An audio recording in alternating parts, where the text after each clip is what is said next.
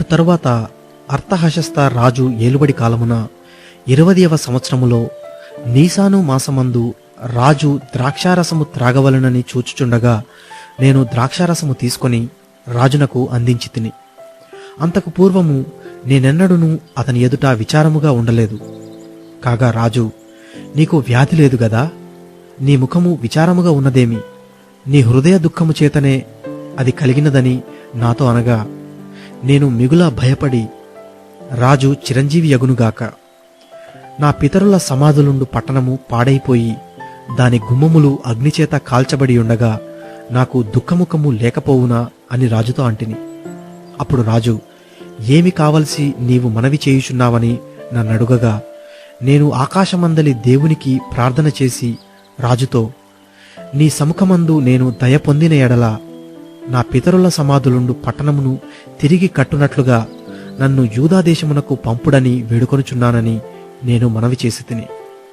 అందుకు రాజు రాణి తన యొద్ద కూర్చునియుండగా, నీ ప్రయాణము ఎన్ని దినములు పట్టును, నీవు ఎప్పుడు తిరిగి వచ్చెదవని అడిగాను. నేను ఇంతకాలమని చెప్పినప్పుడు రాజు నన్ను పంపుటకు చిత్తము గలవాడాయను.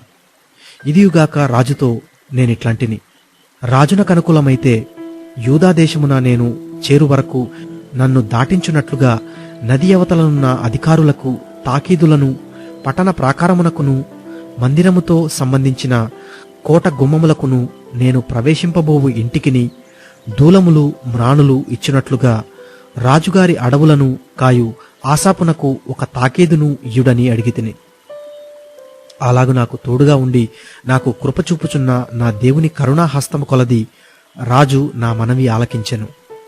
తరువాత నేను నది అవతలనున్న అధికారి యొద్దకు వచ్చి వారికి రాజు యొక్క తాకీదులను అప్పగించి తిని. రాజు నాతో కూడా సేనాధిపతులను గుర్రపు రౌతులను పంపించెను.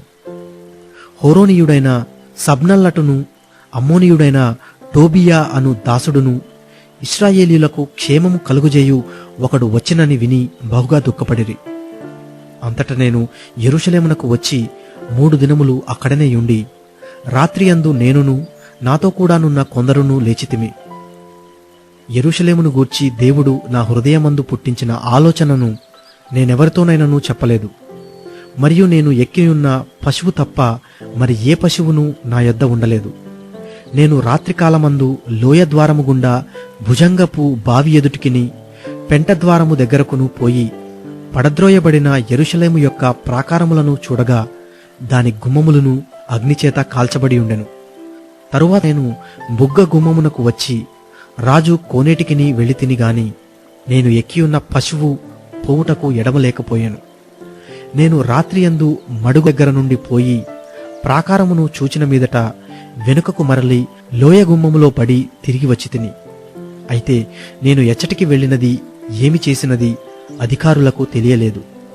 యూదులకే గాని యాజకులకే గాని యజమానులకే గాని అధికారులకే గాని పనిచేయు ఇతరమైన వారికే గాని నేను ఆ సంగతి చెప్పి ఉండలేదు. అయితే వారితో నేనిట్లాంటిని, మనకు కలిగిన శ్రమ మీకు తెలిసి ఉన్నది.